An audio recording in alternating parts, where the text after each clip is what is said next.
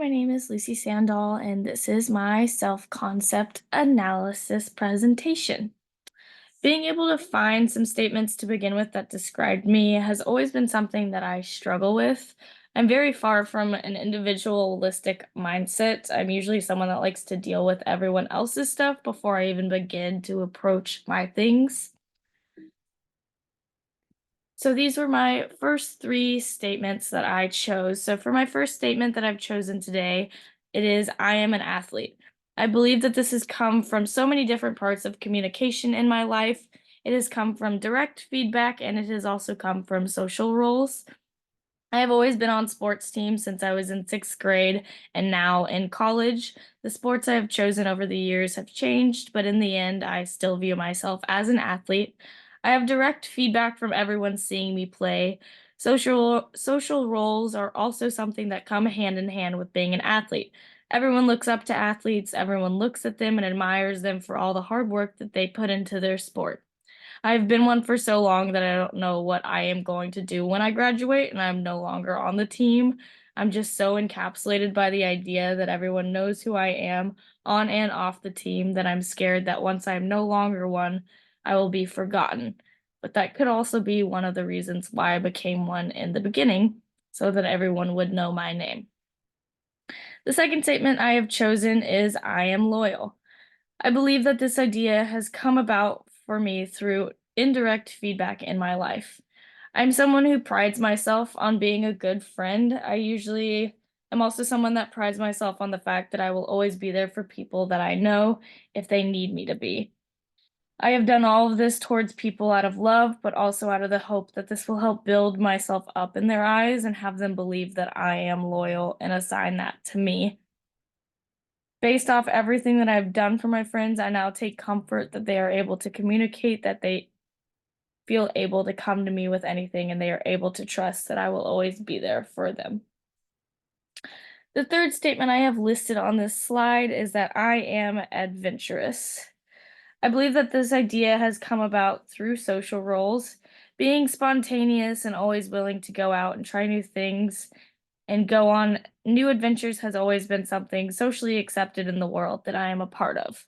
My circle of friends are not ones that like to sit and lay on the couch all day, and even my family was never the family to just sit back and lay on the couch all day, so I've always been up and moving throughout my life. I was always being challenged in my social groups to get up and try new things. I've been in certain situations also where being adventurous was socially rewarded, like we talked about in class. But then I've also been in situations where not being adventurous and not saying, yes, let's go do something was properly punished and I was almost judged in a sense. Adventures I'm referring to are things such as like trying new foods, going cliff jumping with friends during the summer, trying out for a sport that I've never played before, or even moving across country. I'm definitely still growing and trying to figure out who I am as a person, but I think that these three statements above start to help me build a core that I can work from and see what else it is that I am. So these next three are my interpersonal relationships. So I chose from family, friend, and coworkers. These are kind of the three people that I chose. So for the first interpersonal relationship that I chose was my sister. Certain items from my 20 statements apply to my relationship with her, while others are completely astray from her. My self concept of being a sister, being loyal, being easy to read, being willing to try new things, and being hard on myself all kind of contribute to how I communicate and interact with her.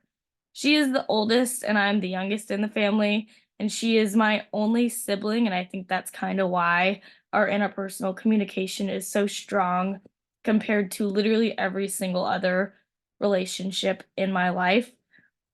We have a very low context culture between each other. What we say is what we mean, and when we express our opinions, they are respected typically by the other person because we know it's out of love. I never feel like I have to like filter anything with her because I know no matter what we say to each other, we always bounce back like 5 minutes later and are totally okay.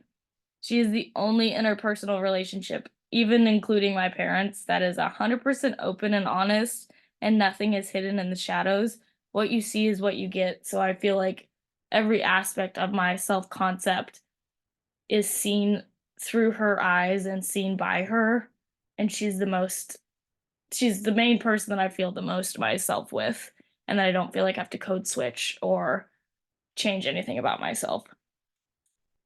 So for the second one I chose for friends is my friend Grayson. Certain things I wrote on my list for myself could also be used to that I would also use to describe her. We're both Swedish, blonde, happy people, adventurous, easy to read, straightforward, and Christian. This comes from the idea that we also discussed in class that self-concepts of ourselves are typically influenced by communication, and we as people tend to surround ourselves with other people who we think are most like us and share a lot of our similar ideas and interests. Grayson is a unique friendship, though, because we share views. We share the same views, yes, but there are also so many things that we do not agree on at all, and that causes our communication to be cut off on certain topics. Some senses, I would say I would be able to tell her everything and anything, but there are also some things that I would filter out in hopes that we would be able to stay friends and avoid any conflict. So I would say I'd like to say I can be like all of my self concepts are present when I'm speaking with her, like I am with my sister, but there are definitely points in our relationship that I hide just to not deal with that animosity or conflict or anything. And then finally, for my third interpersonal relationship that I chose was Ray, who is my coworker. Ray is our veterinary technician at the small animal clinic that I work for down in Lake Union. She's also the manager of all the vet assistants, which includes me. So for her, I typically put on a face that I am professional, responsible, willing to learn, easy to work with, and based on that, I play the face work throughout each shift and each day that I'm working there. So luckily it is a very acceptable and comfortable work environment and more laid back than most places.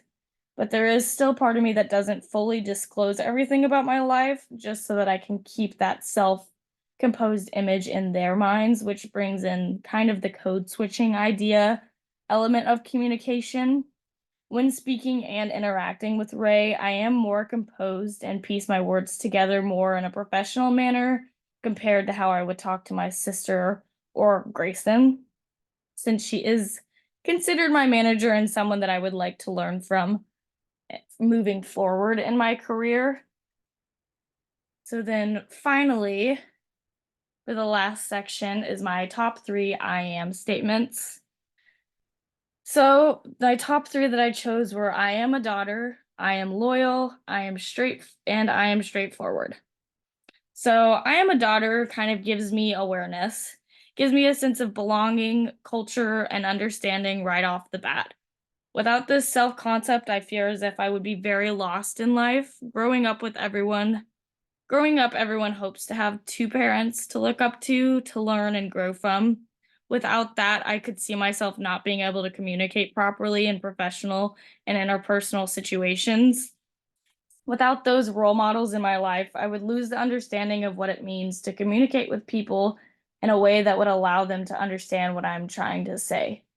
This imagined change to my self concept tells me that I'm someone who prides myself off of who my parents are and the fact that I am their daughter. I pride myself off of the fact that I have 2 strong individuals in my life that I can learn from and grow off of. I am also very proud that I can carry on their values and beliefs while putting my own flair and opinions to them. For my second one, I chose I am loyal. This makes me feel super strong. It makes me feel that no one can take this away from me. This is one of the things in my life that me and only me can control. I can control whether I talk behind my friend's back or say cheat on a partner, which never have, never will, or tell the truth when it is needed. Without this part of my self-concept, I would definitely feel embarrassed about myself. I would also feel as if I have let everyone in my life around me down. My interpersonal relationships would be destroyed because no one would then be able to trust me and I would be left with no friends or family, or they would all just keep their mouths shut and stay friends with me, but they wouldn't trust me to be their they wouldn't trust me to be their full authentic selves around me, which would hurt me even more. This imagined change shows me that I am constantly working to uphold this in my relationships. No matter what the other person does, this will always be non-negotiable for me. And finally, for my third most important one I chose was I am straightforward. This has also been a quality of mine that I am super proud of. I am proud that I am not someone who beats around the bush or someone who suppresses her emotions without or who suppresses her emotions. Without this part of my self-concept, I feel as if I would become a doormat. I feel as if everyone will feel like they can walk all over me because I won't be able to speak my mind, call it how it is, which would cause a strain in my interpersonal relationship. My communication towards everyone would be completely shifted. Part of me feels like I would be the silent person in the corner that is better seen than heard. This imagined change to my self-concept is not one that sits well for me. Makes me feel like I am being held back from my true potential, and it shows me that I'm far from anyone ever being able to keep me from being straightforward and calling it how it is. So I would definitely conclude with saying that these are my top three.